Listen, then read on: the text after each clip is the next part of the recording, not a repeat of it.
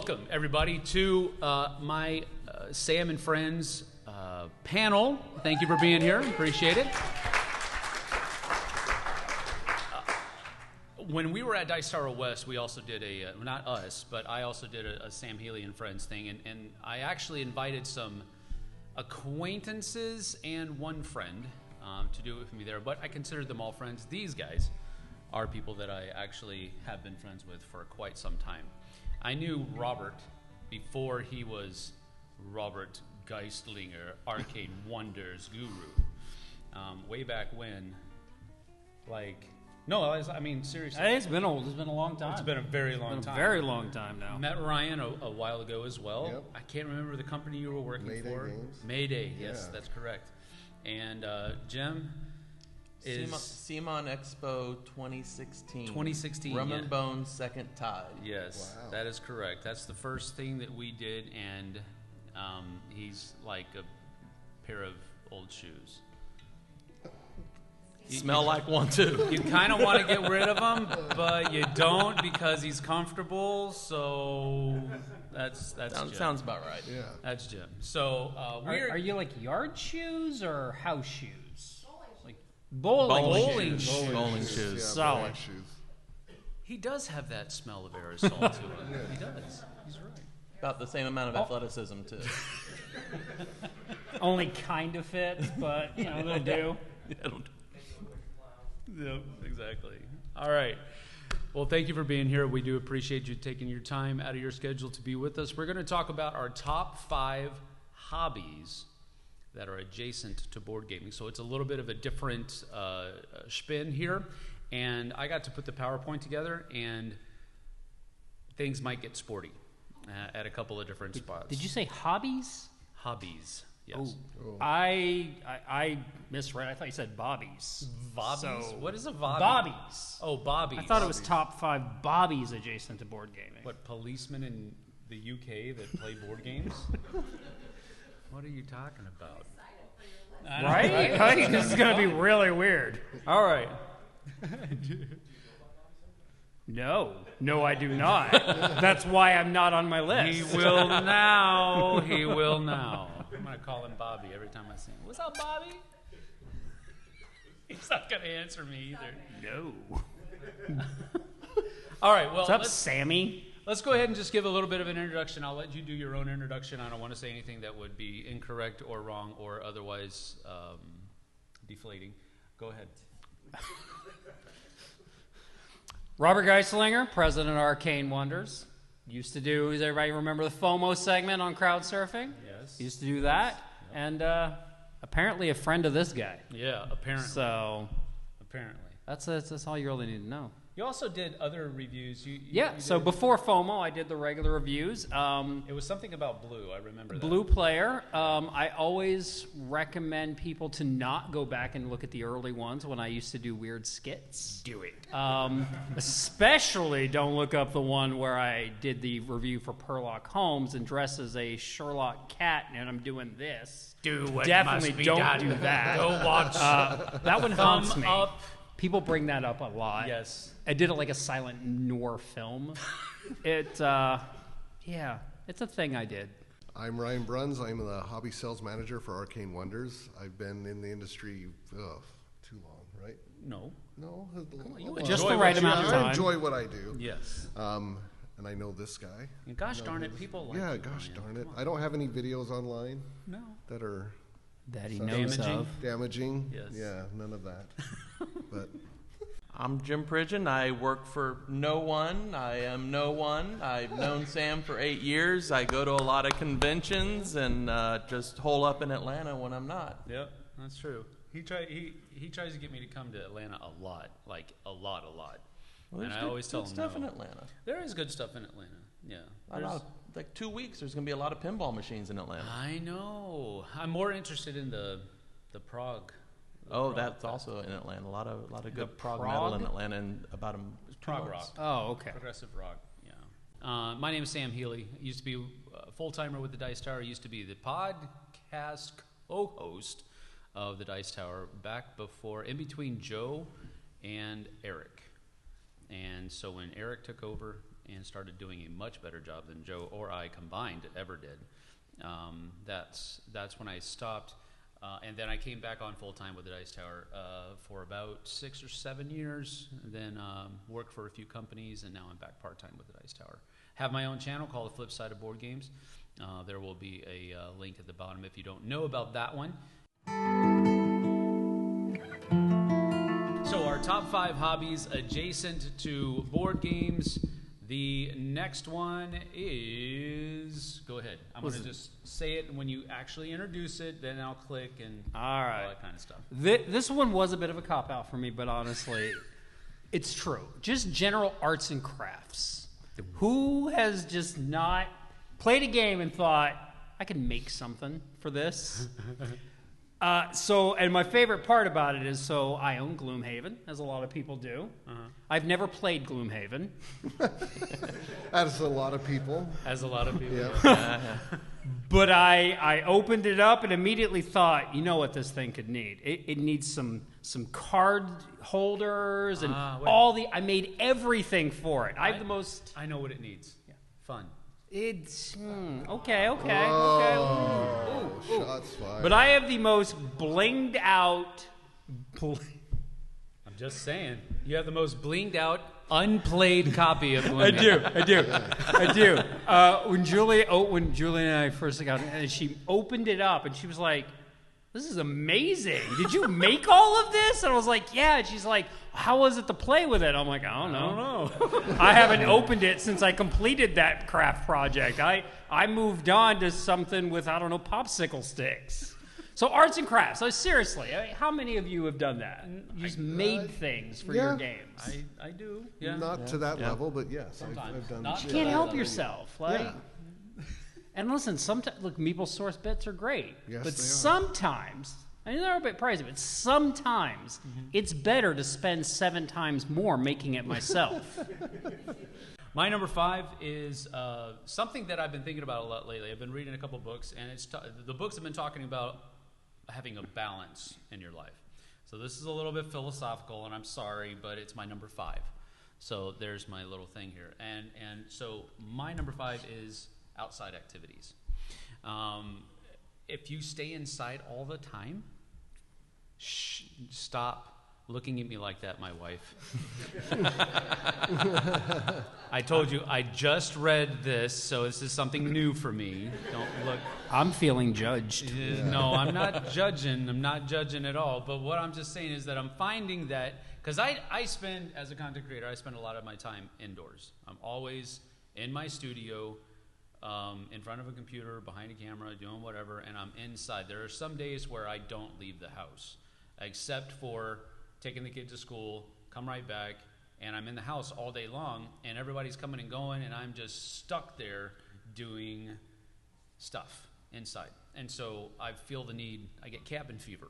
That's basically what I'm saying. So one of the things that I think helps the hobby, the board game hobby, is taking a break from it every once in a while to experience everything else that's in life.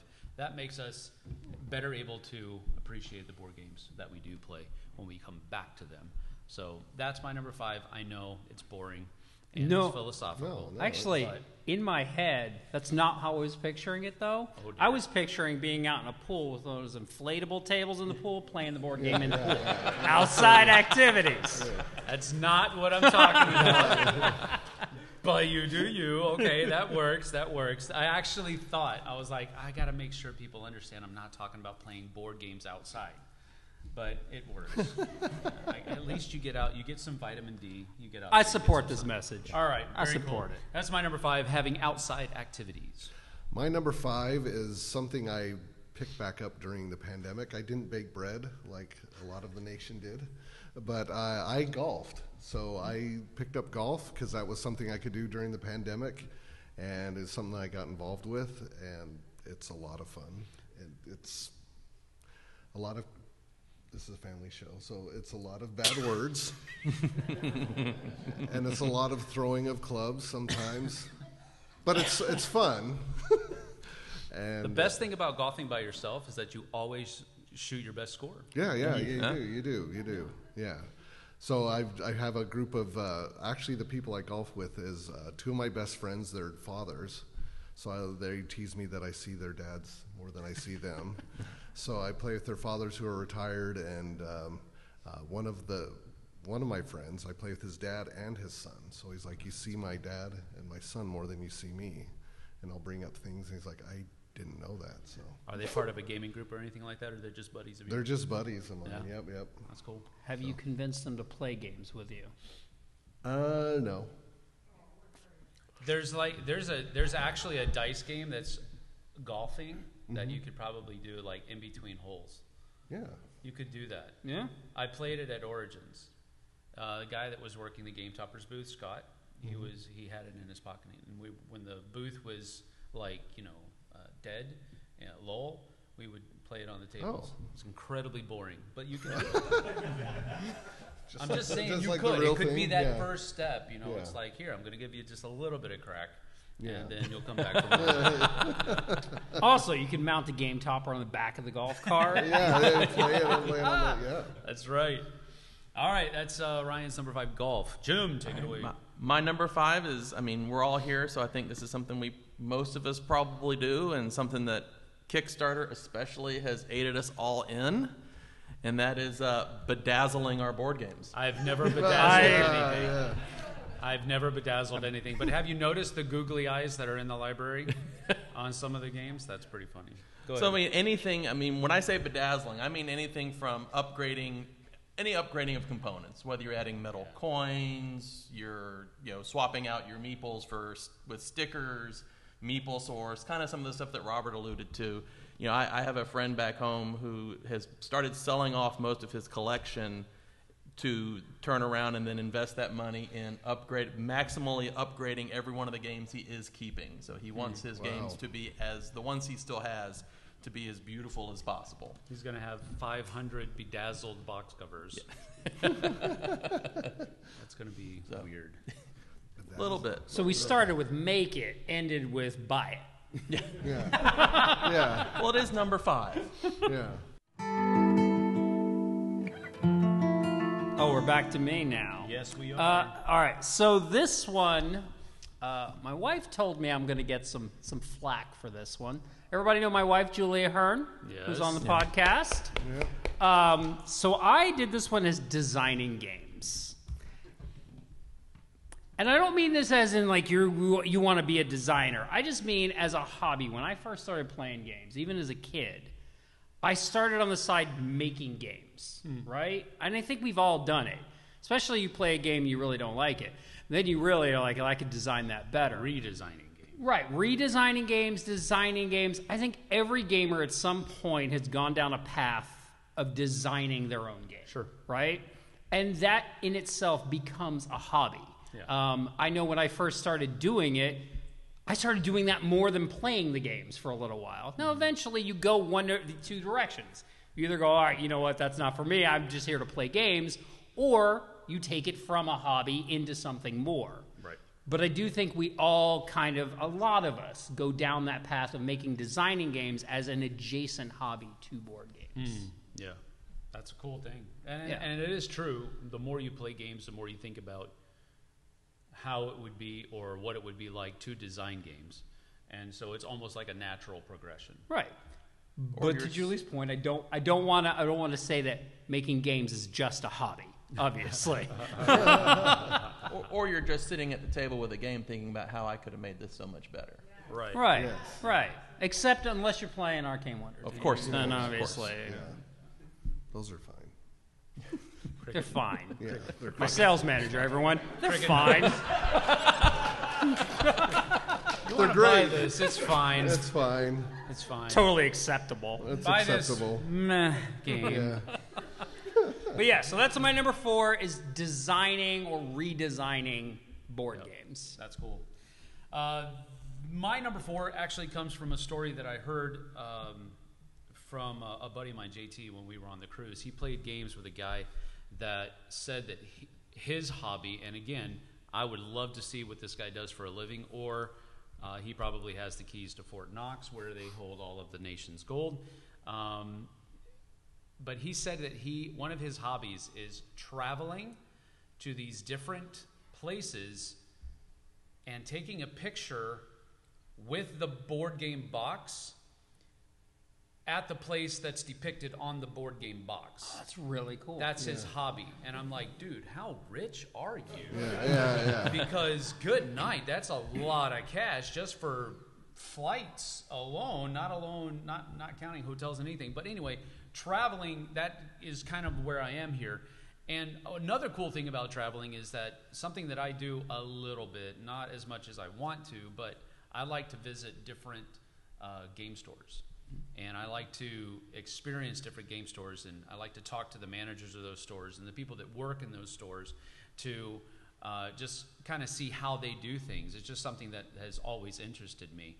It started with Millennium Games up in New York, and now they've moved into actually a bigger facility, so now I want to go back to Millennium Games and pick that up. But we live up in Washington State, and we're about 3 hours away from the western coast and Seattle and all that kind of stuff. And so it's and there's like that I know of, there's probably more than this, but there's 4 or 5 game stores over there, and they all have kind of a different way to do things.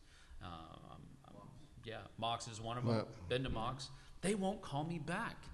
I want to go I wanted to go spotlight their store, but they wouldn't call me back. But they were in a bunch of stuff. Anyway, I'll give them a break on that. I'll try again. But anyway, I like traveling to different stores just to see how they do stuff. We got a bunch of good stores in Atlanta. This guy. I'll also throw on there, as someone who's been traveling more recently, like I was in Japan a couple months ago, is I can totally see that, because when I was in Japan, all I wanted to do was go into their game stores and look at the different games. And I probably bought more games on that trip than I bought in a long time, because they were just so different, and it brought a different perspective to what games are big there versus here. And so, I mean, I'm not sure about the just travel and take a picture with a box. Yeah. But going and traveling and making it adjacent to your board gaming, where you experience board gaming from a different perspective, from a different cultural perspective, different nationality, it's actually really cool. Yeah. My number 4 is movies. And this is when I started, I'm in charge of a game group in Utah that's quite large. But when it started in the basement of my house, and there was a particular player that had severe AP. So we would have a movie on the TV, and when he would take his turn, we would just watch the movie. That was... Our game group is small. We don't want to kick you out. We're just going to watch a movie. He moved away to, Did you stop watching movies then? No. I still watch movies, but my FLGS back home is quite a large building, and upstairs they have an area where they have movies projected. So we will go upstairs and watch movies at the FLGS. And play games at the same time, or just watch movies? Sometimes games. Depends. Okay. If it's like something we've all seen, like Star Wars or something else, we'll play games. Just have it going in the background. What's your favorite game based on a movie? Ooh. Look at you pulling it back to board games. Right? Wow. That's tough. Would it be easier if I asked, what's your favorite movie based on a board game? That's harder. That's harder, yeah. God, a movie. Yeah. I was going to say Fallout, but that's a series. I don't know, a movie. That new D&D movie was really good. Yeah. But that's an RPG, yeah. The Prospero Hall has a truckload of movie IP games, and they're all really good. So my number 4 is, I guess, a little bit of a crossover. It's a similar idea, but maybe a bit of a different angle. It's, we have tons of IP-based games out in the market now. So at some point, you're probably going to play one of those IP games for an IP that you have no familiarity with. Right. You've never, and I have a specific example of a friend that came over and we played the Battlestar Galactica game. And he had such a great time playing that game with us that he went home, bought the DVDs, because it was a few years ago, and watched the entire show. So my number 4 is binging. So you play the game. you realize this is awesome. I need to go consume all of the material that this game is based on so that I can enjoy the game even more. Yeah. I agree with that. I did that with Ruby, the Ruby game. I played that, and that made me binge the whole series. Ruby? Ruby. Does anybody else know what that is? Well, spelled with a W. 1, 2. One. You don't count.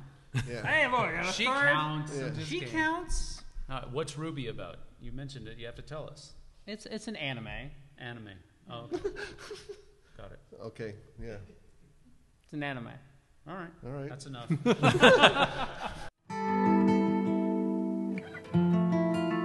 just spoiled this earlier. I didn't spoil anything.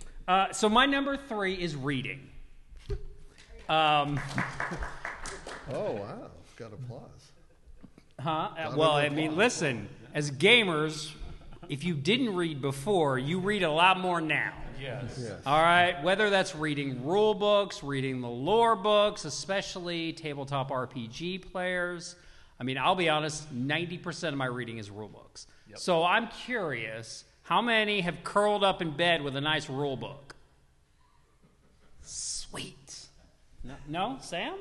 No. Never read a rule book in bed. Never. Not once. Not one. Can you confirm that?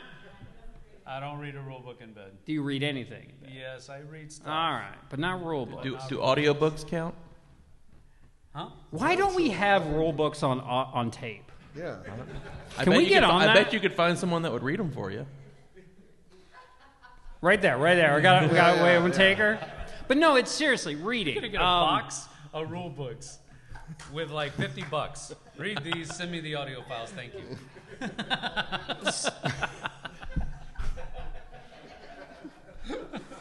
Just imagining a rule book on tape. Like, would you be able to absorb any of that? Like, would that work in any way? I don't think so. Do it almost like I'm very ASMR much a style? visual Right. learner, so I have to set the On the game up. first turn. Yeah. On the first turn. But no, so like, I used to read a lot when I was a kid, and then I stopped reading because, you It's should not read cool your whole anymore. life. But yeah, it wasn't cool, It's not right? cool. You got to go outside and play a board game on the inflatables. But then as I got in, I started reading again. Now, I'm still, to be honest, I don't read many books. Julie does, bless her. She'll give me a synopsis later of the book. But I do. I read those rule books, and I don't just read the rule book. I'll read any lore you put in that book. Mm-hmm. And sometimes that'll make me then go I'll read short stories or other lore, especially if it's an IP-based something. Mm-hmm. And so it becomes this adjacent hobby, especially for the role players where I've witnessed they'll just read a role-playing book. They'll never play it, but they'll read the whole thing. And I think that's really cool. Yep. So reading is going to be my number 3. That's cool. My number 2 comes from a guy that I met at a gathering of friends one year. His name is. It'll be on the screen. I said it wrong. That happens a lot. It's just the way it goes. Just hold on. You'll see it's number 3 in just a minute. Counting, not on this list. Yeah, not on the list of things I'm good at. But anyway, this guy, this buddy of mine, his name's Les Chung, and he is an amazing DIY modeler. And what he'll do is he'll take a game that he loves, and he's also a Star Wars fan, which is another thing we have in common. And he takes a game that he loves. Most recent one was a game called Chariot Races by Matt Leacock, and he turned it into, through DIY modeling, Say pod racing. the Moon of Endor.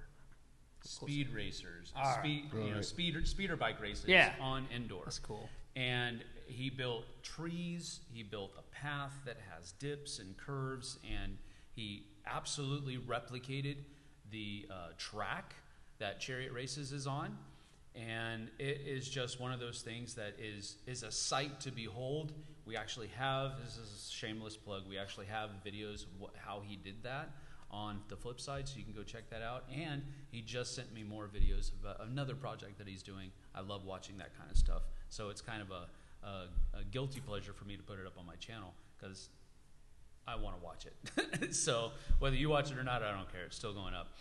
But this is something that I think really is cool and fun to do. It goes back to your arts and crafts. It's not bedazzling, though. No. Because you're like actually making the board. You're not sprucing up things that are already there. This is like you're actually making it. And really a part of the hobby works well with TTRPGs as well, because you got to make the terrain and the different layouts that your adventurers will go through. So there's just a lot of different connections that can be made with DIY modeling, and that's why it's my number 3, not 2. My number 2, my number 3. Number 7. All the my cool number kids are doing 7 is cooking / barbecuing. Before I got into gaming, I did competition barbecue, and I was trying to be certified as a barbecue judge, and then I got into board gaming, so I can't. Sorry, you were certified. You were getting certified as a barbecue judge. I'm just learning this. Yeah. That's why my BGG username is King of the Grill, because that was my username on the forums.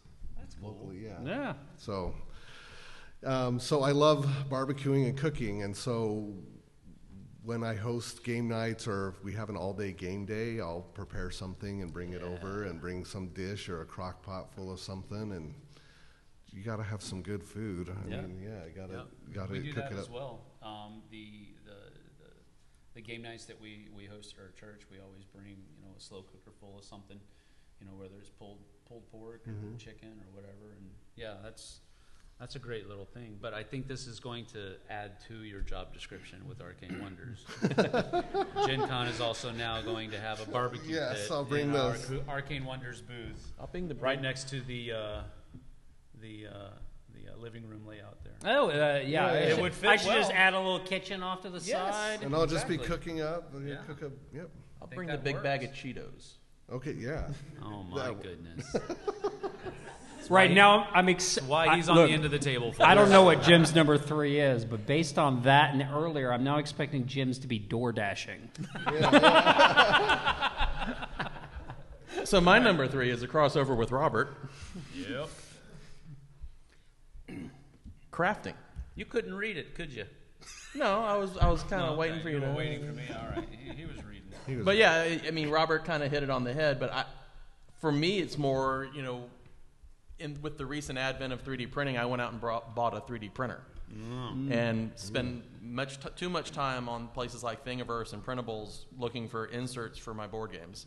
And I printed to see how, I back also way too many Kickstarters that come in way too many boxes. Yeah. And so how many boxes can condense that down to? Yeah. I recently got Mythic Battles Pantheon down to only 4 boxes. Only 4. Only 4. Only 4. It only feat takes up and a half my shelf. I could get it up to 9. Yeah. Kickstarters that come in large boxes are stupid. Yeah. But I also have done things like I printed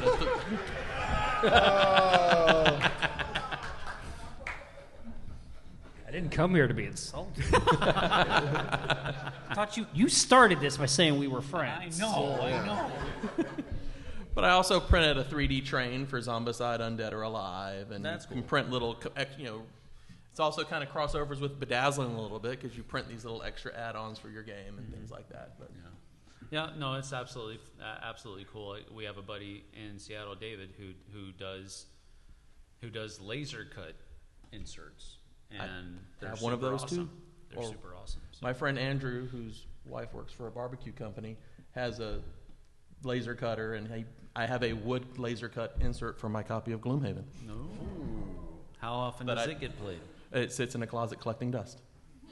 Told you. All right, number 2. All right, my number 2 ties right off of that, and so I separated these. So my number 2 is 3D printing / laser cutting. I separated that from the arts and crafts because the arts and crafts is things I'm doing with my hand and popsicle sticks, whereas Popsicle sticks. 3D printing. But yes, to circle back to that box of unfun Gloomhaven, as Sam has called it, there also in there was I had dials for all the monsters that you put them in that kept their health counters. That was all 3D printed at the time. Wow. I couldn't tell you if they still work. I just know they're in there. But no, 3D printing. So I've seen this more and more and more. People are like, oh, I want to get a 3D printer because I want to make these extra components for this game.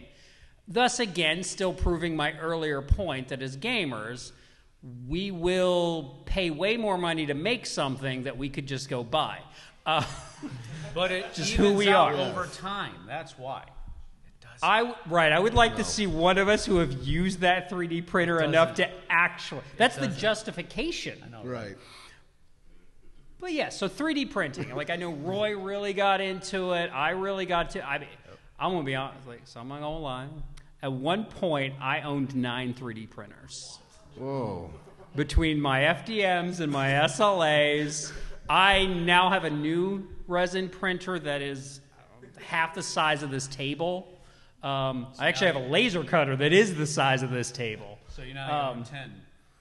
I think that I would need to bling out, I don't know, 4 to 12,000 games before I would ever make up the cost of those. So thankfully, I can justify them as a work thing. But seriously, 3D printing. I mean, do you guys also have 3D printers? I know, Jim, you do. I don't know. My son does. My buddy JT does, though. Right, and he right. does the same thing. Right.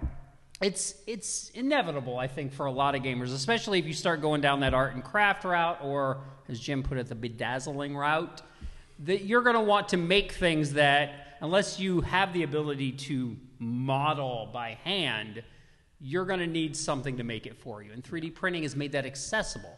So on the other side of that, that's really cool that people are able. Story I just saw on BGG, somebody had modeled tiles for the Gardens of Ceres expansion for Rome, which for us it's just cardboard tiles. Yeah. They made these beautiful models that are building gardens, and they even 3D printed the snap-in tiles for them. Like they completely made it. Wow. And that is something that, you think 5 years ago, that would have been impossible to do at your house. Yeah. So I just think it's really cool. I think it evens things out, but it's definitely, once you get into 3D printing, it is a hobby unto its own. Yeah. JD has just printed stuff like poop for dungeon pets. So. That's an excellent use. Yeah, that's a great. But I mean, he does other thing. He blinged out his copy of Lords of Waterdeep with actual super small miniatures of all of the different kinds of things to replace the cube. So it's really cool stuff. All right, my number 2 kind of is adjacent to what these guys have been saying, but it's miniature painting. And there's a lot of different ways that I'm not talking about just for Warhammer 40K or just for Age of Sigmar or just for all of those tabletop miniature games. I'm talking about little things. Like, for example, I have a copy of Origins First Builders from Board and Dice. It's a complete Euro game, but it comes with these dials that are supposed to be like spaceships, and there's 5 of them, and they were hideous pastel colors that just were eyesores. And so I just slapped on some silver paint, slapped on some wash, detailed the pips of the dice and the colors that they were supposed to represent, and it looks awesome now. Now they're painted eyesores. Yeah, now they're painted eyesores. No, they're not eyesores anymore. That's the thing. I fixed it. But it's little stuff like that. Even if it's just like the first player marker or something like that is a miniature or something like that, you can make it look better, and it provides that much more pop to your game. And the problem is that you're probably, if you get into miniature painting, you're probably never going to paint all of the miniatures that you have. That's just not going to happen. Or the other side of that is that, yes, you will finish all of it, but then you will be alone in the universe. To do anything else. Wow. You won't have time to do anything else. So that's just the way it is. But if, again, going back to what I was saying earlier about balance, if you have it with balance, it can be something that can really spruce up your board gaming experience. So if you got that floating table, hear me out, you could paint the minis in the pool. No, you can't.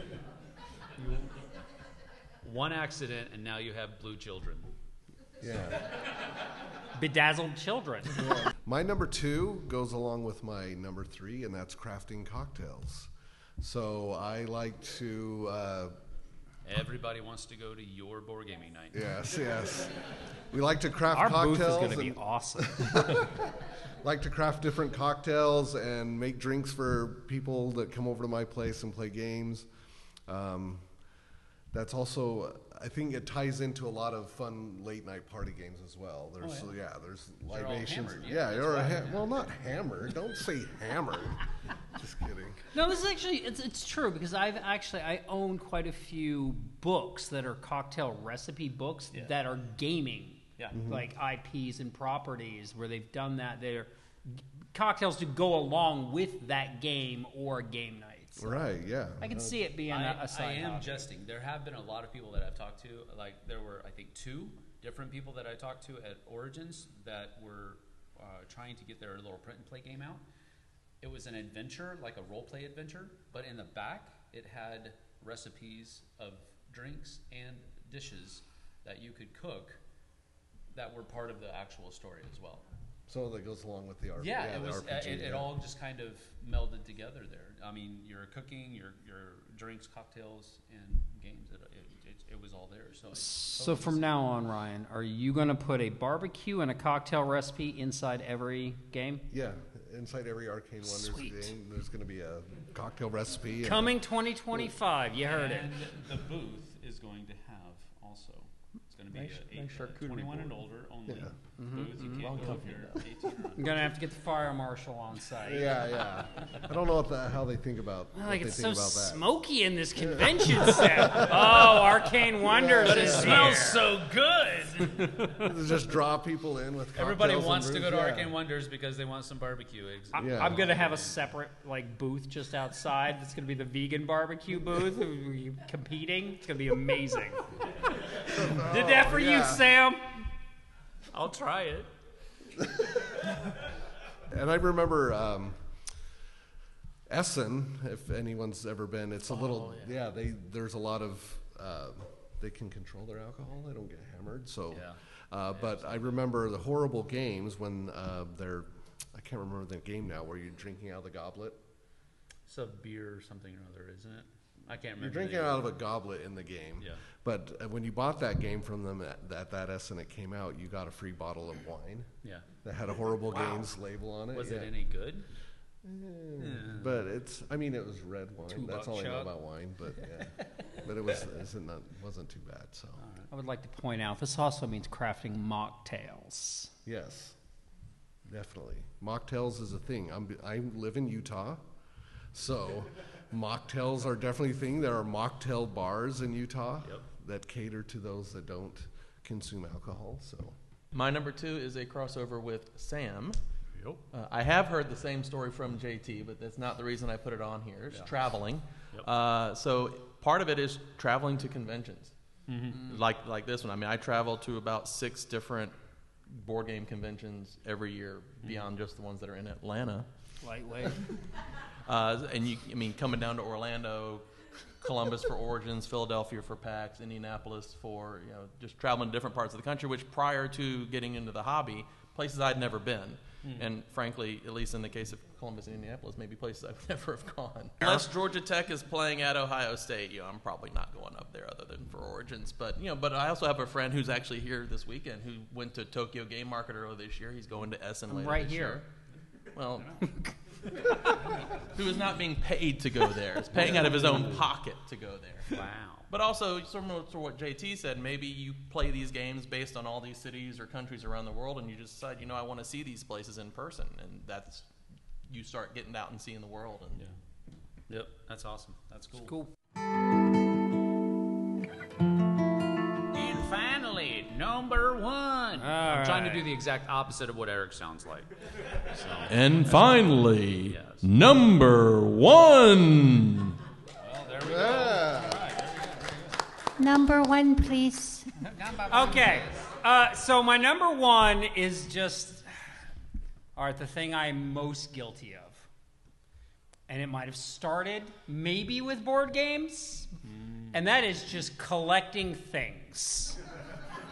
Hoarding. Hoarding. He wrote collectibles, but that is not what I intended this to be. Sam, I believe there's been a miscommunication here. Trying to. You tried to make it better. Yes, I'm you did. trying to clean it up a But bit. listen. Hey, we don't like that term. But no. I saw a guy wearing a shirt that says it's not hoarding if it's board games. It's not hoarding as long as they're my things. Okay. Whatever you say, Ryan. But no, so collecting things. So, it might start board games. And listen, at some point, a lot of people in this hobby, everyone at this table, I promise you, has started collecting board games and not playing those board games as much. And I'm sure lots or of at all. folks have been Or at all. involved.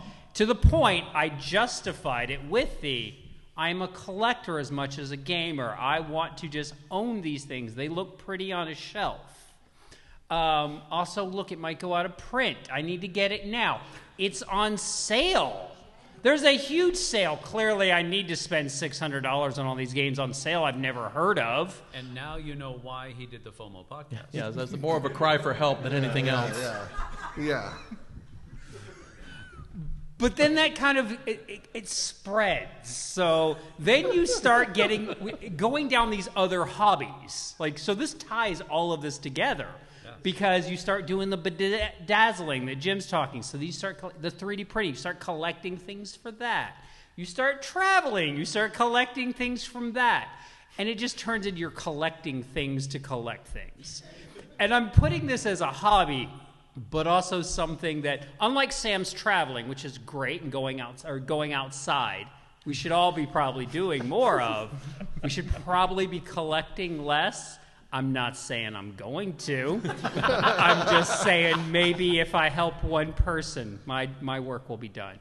But no, collecting things. That is going to be my number one thing because I think it encompasses everything on this list. We just start collecting things. Yep, that's true. And it really does. It impacts our friends and family. We start collecting friends, too. We do. That's the yeah. good part. We collect friends. Yeah, we collect friends. There we go. They sit on the shelf and throw dust. What? All right, my number one is, it's already been mentioned, it's a crossover with Robert, and that is 3D printing. Now, I say this as an outsider looking in. I can see how much of an enhancement it can be to your board gaming hobby because you can do what we've already talked about. You can bling out all of your copies of board games with inserts or little tokens or little miniatures or whatever it might be, terrain. There's so many different ways that this can be used. There's a store in San Antonio, and I can't remember the name of the store right now, but they actually have, I want to say 6 to 8 3D printers that are in the store, and that is Amateurs. Huh? Amateurs. Yes, but they actually use theirs well. And they actually offer it as a service.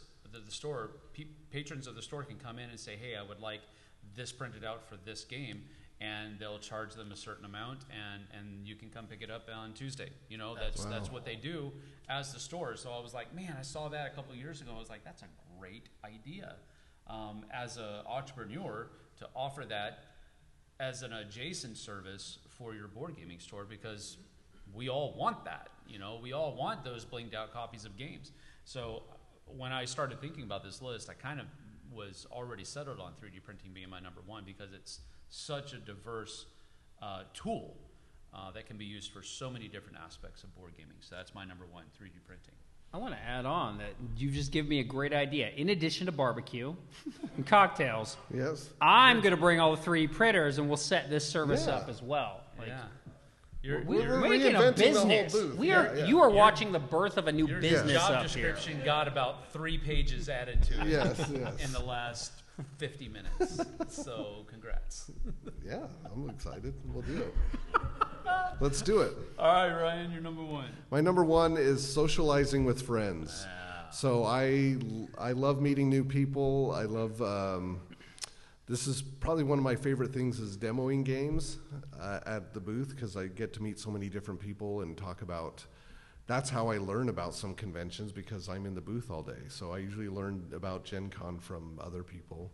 But I've met so many friends that in this gaming world, like these gentlemen here and some of you out there, and just all the friends that you make all over the world. It's I'm getting really deep. I'm gonna, but I really like that aspect of what the hobby's done, because I've made a lot of friendships because of that. The game group that I run back home, we have a lot of different people that we've met through that. So it's just socializing with friends is one of the big parts of gaming that I enjoy. So very cool. It's a good one. It's a very good one. I mean, it really is kind of like the reason why we do a lot of what we do in the hobby. It's not just to, I mean, it's great that we get paid to do for some of the things that we do, but really it's about growing the hobby. It's about being sociable. It's about being with other people. And we were just talking about, because I immediately went, well, what about solo gamers? But it really is. And Final Girl,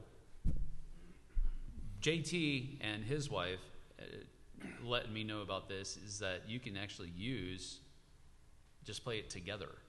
It's still just a solo game, but you can do it together. You can try to figure out things to do together. So even solo games can be about doing it with other people. So it's really kind of a core thing that runs throughout board gaming. So that's a great pick. That's a great number one. Part of the reasons I travel to so many conventions is because over the years I've made so many friends from all over the country. Yep. And these conventions, they become a bit almost like a family reunion, because you're getting to see everybody again. Yep. No, it's just you collecting people to beg them to come to Atlanta. That's what we learned earlier. Yeah. Or Orlando. Right. Because he had a spot in his villa. Those villas are expensive. Well, my number one is a crossover, again, with Robert. It is designing. So as Robert kind of said, if you do this long enough, you're eventually going to want to try to dip your hands in it yourself. And it doesn't hurt that in Atlanta there are some really good companies like 25th Century Games, Gold Seal Games, quick plug.